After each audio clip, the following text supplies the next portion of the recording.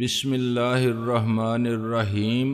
گمنام ہیرو کے معزز ناظرین، السلام علیکم۔ آئیے چلتے ہیں کہانی کی طرف۔ خدا نخواستہ ملک کی اینٹ سے اینٹ بچ سکتی ہے اور ہم ایسی خوفناک اور قابل رحم صورتحال سے دوچار ہو سکتے ہیں جس سے اس وقت کئی مسلمان ممالک دوچار ہیں۔ کم از کم اس کے مقابلے میں حکومت یہی غنیمت سمجھے کہ اپنے ایٹمی پروگرام اور اپنے 40 سال کی محنتوں اور کاوشوں کی قربانی دے دی جائے گو کہ یہ بھی انڈائریکٹ غلامی ہی کی ایک صورت ہوگی، لیکن کم از کم ہر گلی کوچے میں خون بہنے اور ہنستے بستے شہروں کو ملبے کے ڈھیر بنانے کے مقابلے میں تو غنیمت ہوگی۔ میں ایک ٹک رحیلہ کی طرف دیکھتا رہ گیا۔ رحیلہ کا ذہن بھی ان معاملات میں عمدگی سے کام کر رہا تھا۔ وہ جسمانی ہی نہیں، ذہنی صلاحیتوں کے اعتبار سے بھی میرے لیے ایک کارآمد اور اہم ساتھی ثابت ہو رہی تھی۔ ہاں، یہ سب کچھ ممکنات میں سے ہے، میں نے دھیمے سے لہجے میں تسلیم کیا۔ رحیلہ قدرے تیزی سے بولی، اس کے علاوہ تم جو یہ سمجھ رہے ہو کہ دیسی لوگ ریڈ ڈاٹ میں کسی اہمیت کے حامل نہیں ہو سکتے اور ان کی حیثیت قربانی کے بکروں سے زیادہ نہیں ہو سکتی، تو تمہارا یہ خیال بھی غلط ہو سکتا ہے۔ میں نے اس کی رائے کو جھٹلانے کی کوشش نہیں کی اور خاموش رہا۔ وہ بات جاری رکھتے ہوئے بولی، کیا تمہیں معلوم نہیں کہ کئی انتہائی ترقی یافتہ ملکوں کی خفیہ ایجنسیوں تک میں اکا دکا پاکستانی اور دوسرے ایشیائی ملکوں کے باشندے موجود ہیں؟ CIA اور FBI تک میں ہم جیسے غریب غربا ملکوں کے لوگ پہنچ جاتے ہیں اور بعض اوقات اچھا خاصا مقام بنا لیتے ہیں۔ ان کے خفیہ پروجیکٹس تک میں کام کر رہے ہیں۔ ان میں سے بعض اپنی غیر معمولی صلاحیتوں کی بنا پر وہاں تک پہنچتے ہیں اور بعض اپنے غدارانہ رجحانات کی وجہ سے منتخب ہوتے ہیں۔ ان کے بارے میں ترقی یافتہ قوموں کو یقین ہوتا ہے کہ ضرورت پڑنے پر وہ خود اپنے ملک کے خلاف کام کرنے اور اس کی جڑیں کاٹنے سے دریغ نہیں کریں گے۔ ہاں، یہ بات مجھے معلوم ہے، میں نے جواب دیا، لیکن ان میں سے بھی بعض لوگوں کا جذبہ حب الوطنی جاگ اٹھتا ہے یا کبھی کوئی اور وجہ ہو جاتی ہے تو وہ رسی توڑا کر بھاگ پڑتے ہیں۔ اس صورت میں قبر تک ان کا پیچھا کیا جاتا ہے۔ انجام ان سب کا بھی مجھے قربانی کے بکرے والا ہی محسوس ہوتا ہے۔ وہ ایک الگ بات ہے، لیکن یہ تو طے ہے کہ ایسے لوگ ہوتے ہیں۔ ریڈ ڈاٹ میں بھی ایسے لوگ ہو سکتے ہیں۔ ممکن ہے ان کی غیر معمولی صلاحیتوں کی وجہ سے انہیں چن لیا گیا ہو، ممکن ہے ان کی غداریوں کا ریکارڈ بہت عمدہ ہو، ممکن ہے ریڈ ڈاٹ نے انہیں کوئی اور چکر دے رکھا ہو جو فی الحال ان کی سمجھ میں نہ آتا ہو۔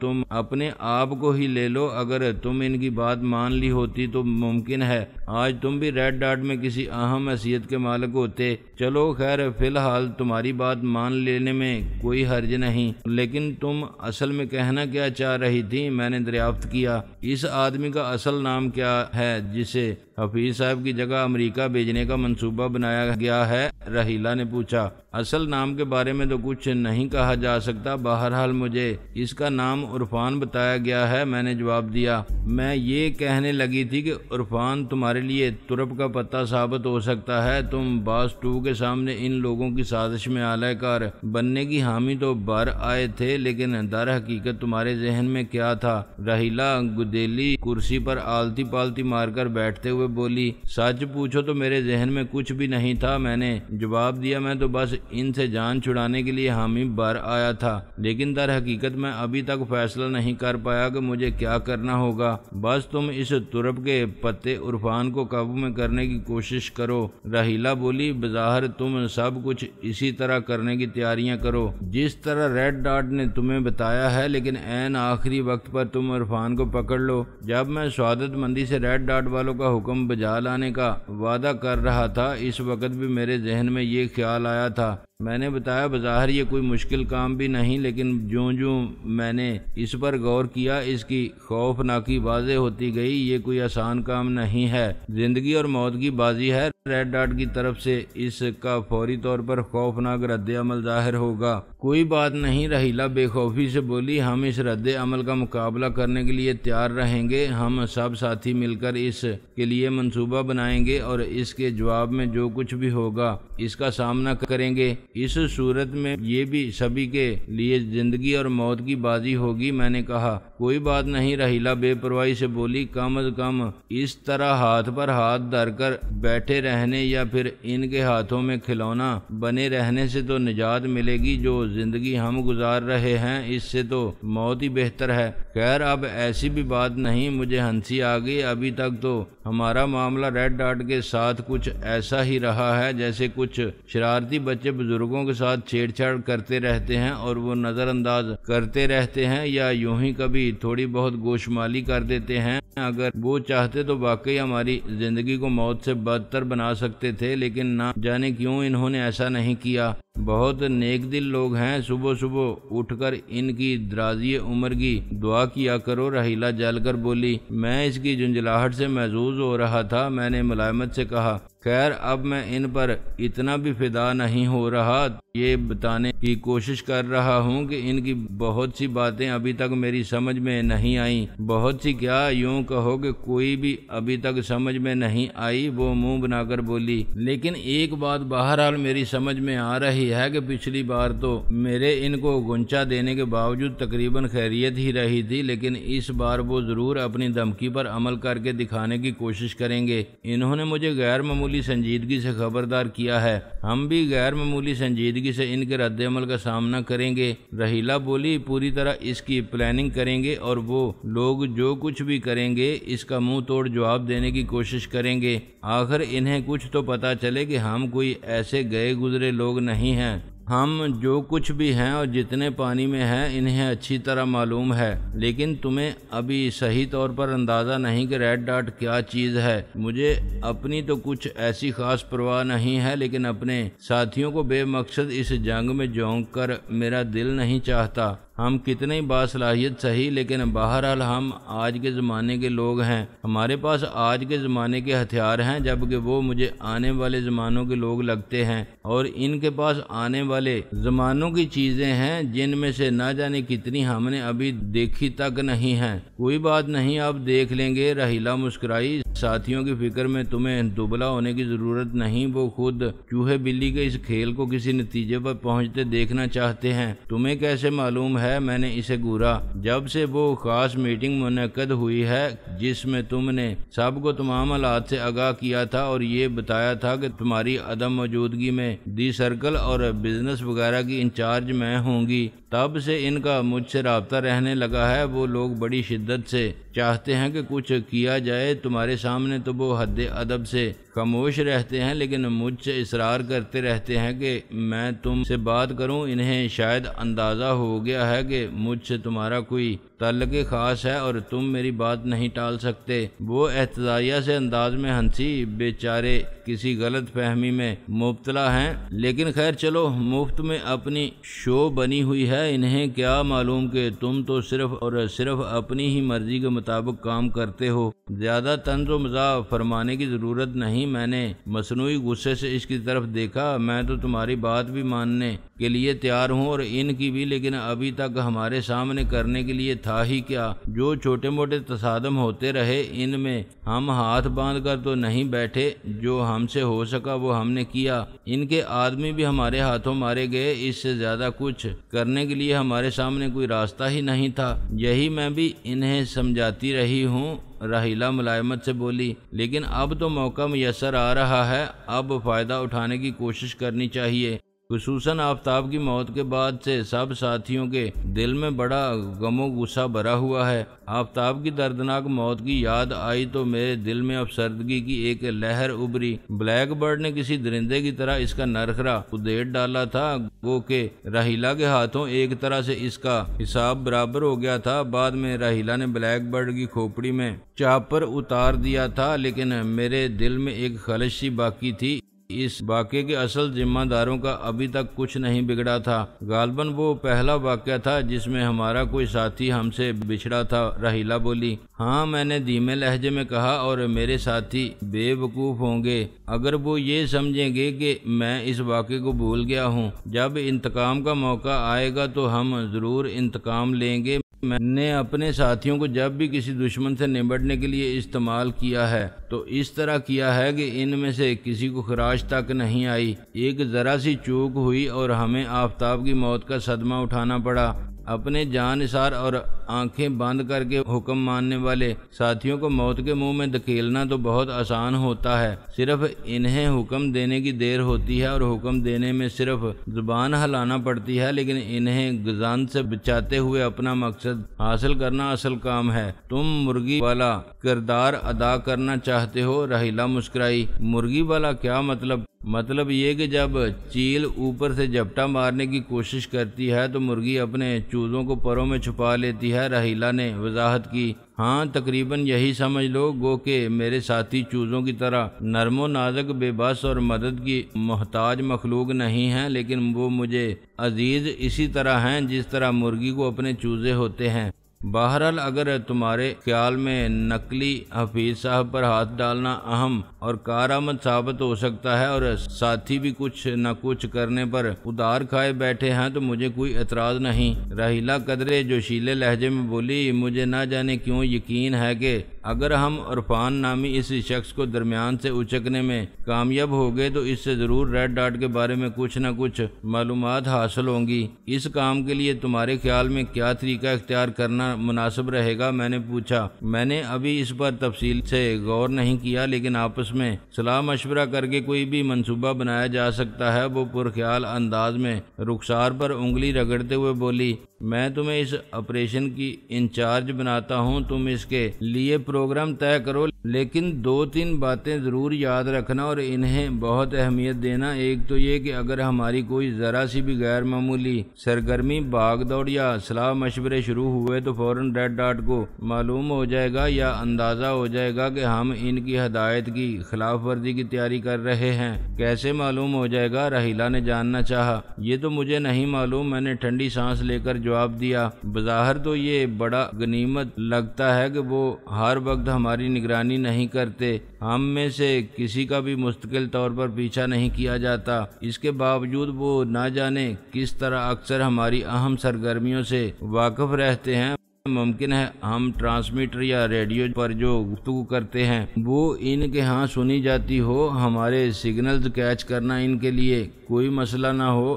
ممکن ہے ہم لوگوں کے ٹیلی فون بھی محفوظ نہ ہوں۔ دشمن کے لیے یہ چیز سب سے بڑا ہتھیار ثابت ہوتی ہے کہ آپ کا کوئی راز اس کے لیے راز نہ رہے۔ ہماری تو خیر ویسے بھی ان لوگوں کے سامنے کوئی حیثیت نہیں ہے، لیکن اس بات نے تو ہمیں بالکل ہی کمزور کر دیا ہے کہ ہمارا کوئی راز ان کے سامنے راز ہی نہیں ہے۔ مثلا میرا کوئی تعاقب نہیں کرتا، لیکن میں کہیں جاتا ہوں تو شاید چند منٹ بعد ہی انہیں علم ہو جاتا ہے کہ میں فلاں جگہ موجود ہوں۔ اس چیز نے مجھے بڑا عاجز کر دیا ہے، ہمیں کمزور بنا دیا ہے، ہماری تمام صلاحیتیں بے بکت ہو کر رہ گئی ہیں، ہر وقت ہمارے پیچھے گویا ایک نادیدہ اسیب لگا ہوا ہے۔ اس آپریشن کے لیے ہم آپس میں رابطے کی غرض سے ٹرانسمیٹر، ریڈیو یا ٹیلی فون کچھ بھی استعمال نہیں کریں گے۔ رحیلہ نے فیصلہ سنایا۔ اس نے ذہنی طور پر واقعی آپریشن کی انچارج کی حیثیت سے کام شروع کر دیا تھا، اس کے باوجود دعا ضرور کرنا کہ ہمارے ارادے راز رہیں۔ میں نے کہا، دوسری اہم بات میں یہ کہنا چاہتا تھا کہ ہم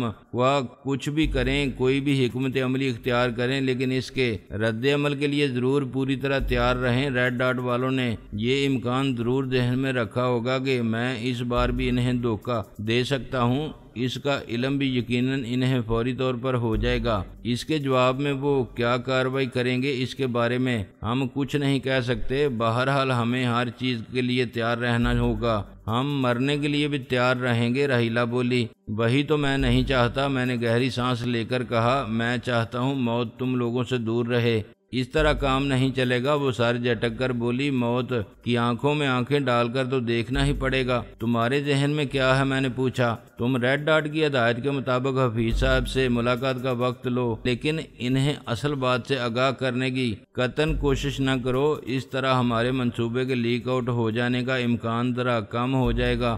رحیلہ کچھ سوچتے ہوئے خاموش ہو گئی۔ ایک لمحے کے بعد بولی، کوشش کرو کہ حفیظ صاحب سے تمہاری ملاقات لاہور میں ہو، یہاں ہم ریڈ ڈاٹ والوں سے شاید ذرا بہتر انداز میں نمٹ سکیں۔ ان سے لاہور میں ملاقات طے کرنا تو شاید زیادہ مشکل نہیں ہوگا۔ میں نے کہا ان کا آبائی گھر لاہور میں ہے اور وہ کسی غیر ملکی دورے پر روانہ ہوتے وقت خواہ ایک رات کے لیے ہی صحیح لیکن اپنے آبائی گھر ضرور آتے ہیں۔ سنا ہے اس منصب و مقام پر پہنچنے کے باوجود وہ اپنی والدہ کا احترام نہیں بھولے۔ اس معاملے میں وہ توہم پرستی کی حد تک ایک مؤدب بچے ہیں۔ وہ کہتے ہیں کہ جب وہ اپنی ضعیف والدہ کی دعائیں لے کر کسی مشن پر غیر ممالک کے لیے روانہ ہوتے ہیں تو بعض اوقات ناممکن سے کام بھی ممکن ہو جاتے ہیں اور بعض مشکلات کا ایسا حل نکل آتا ہے جس کا اس مادیت پرست دنیا کے نقطہ نظر سے کوئی جواز نظر نہیں آتا۔ انسان کا بڑا بن جانا اسے والدین اور بزرگوں کے احترام سے روکتا تو نہیں ہے۔ اس مکروہ اور مادیت پرست دنیا میں انسان اگر ان چھوٹی چھوٹی روایت کو ساتھ لے کر چلتا رہے تو کوئی حرج نہیں ہے۔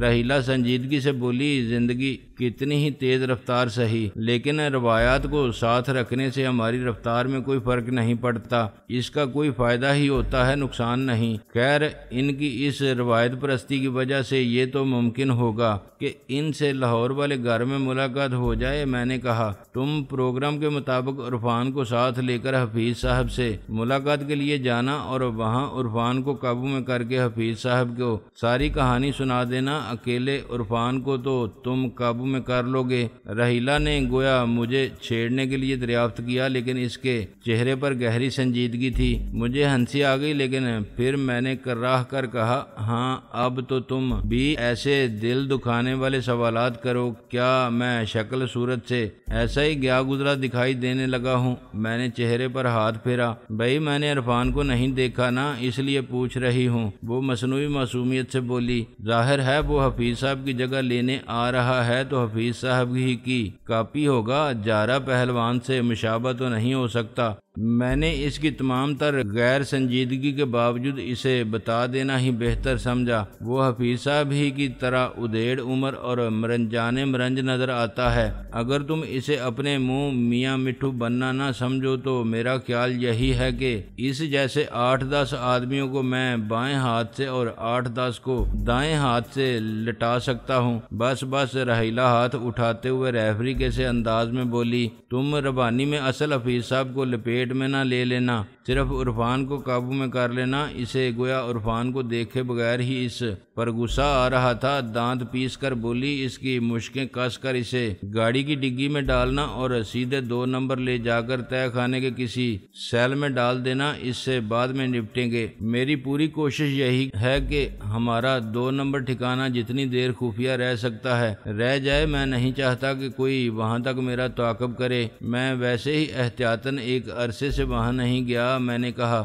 ہم کسی کو تمہارا تعاقب نہیں کرنے دیں گے، آخر ہم کس مرد کی دوا ہیں؟ رحیلہ بولی، تم لوگ کیا آس پاس موجود رہو گے؟ میں نے دریافت کیا۔ رحیلہ اس بات میں سر ہلاتے ہوئے بولی، ہاں حفیظ صاحب سے ملاقات کا پروگرام طے ہوتے ہی تم اپنا ٹیلی فون ٹرانسمیٹر یا ریڈیو وغیرہ استعمال کیے بغیر کسی اور ذریعے سے صرف مجھے مطلع کر دینا کہ ملاقات کب اور کہاں ہوگی۔ میں پہلے ہی ذرا اس جگہ کا جائزہ لے لوں گی اور تمام ساتھیوں کو آس پاس تعینات کر دوں گی، پھر تو ہو چکی ملاقات۔ میں نے طویل سانس لے کر کہا، انہیں ذرا سا بھی شبہ ہو گیا یا معمولی سی بھی سرگرمی نظر آ گئی تو سب کچھ درا رہ جائے گا، معلوم نہیں اس صورت میں کیا ہو۔ اس معاملے میں یہی تو گڑبڑ ہے کہ ہم اپنے وسائل استعمال نہیں کر سکتے۔ تم مطمئن رہو، کسی کو کوئی سرگرمی نظر نہیں آئے گی، کسی کو کوئی شبہ نہیں ہوگا۔ آخر ہم نے اتنی انگریزی اور اردو جاسوسی فلمیں دیکھی ہیں، ناول پڑھے ہیں، تعلیم حاصل کی ہے، تھوڑا بہت ذہن بھی ہمارے حصے میں آیا ہے اور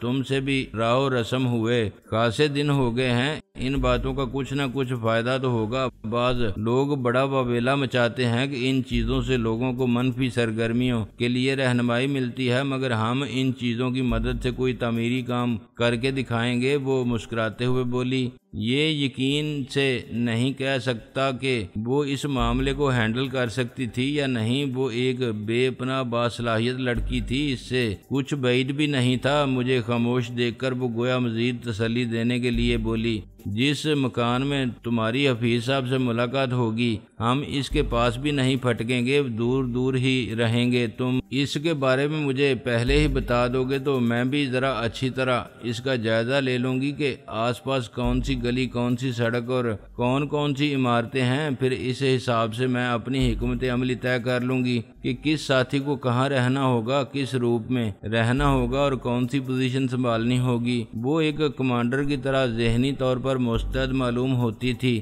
بات جاری رکھتے ہوئے بولی، لیکن ملاقات کی جگہ کے بارے میں ہمیں کم از کم 2 دن پہلے معلوم ہو جانا چاہیے، کیونکہ ہمیں کچھ تیاریاں کرنی ہوں گی اور آپس میں رابطے کے لیے ہم اپنے ٹیلی فون اور ریڈیو وغیرہ بھی استعمال نہیں کر رہے ہوں گے، دوسرے طریقے اختیار کریں گے، اس لیے کافی وقت ضائع ہوگا۔ میں کوشش کروں گا کہ جیسے ہی ملاقات طے ہو تمہیں جگہ کے بارے میں مطلع کر دوں۔ میں نے چند لمحے کی خاموشی کے بعد کہا،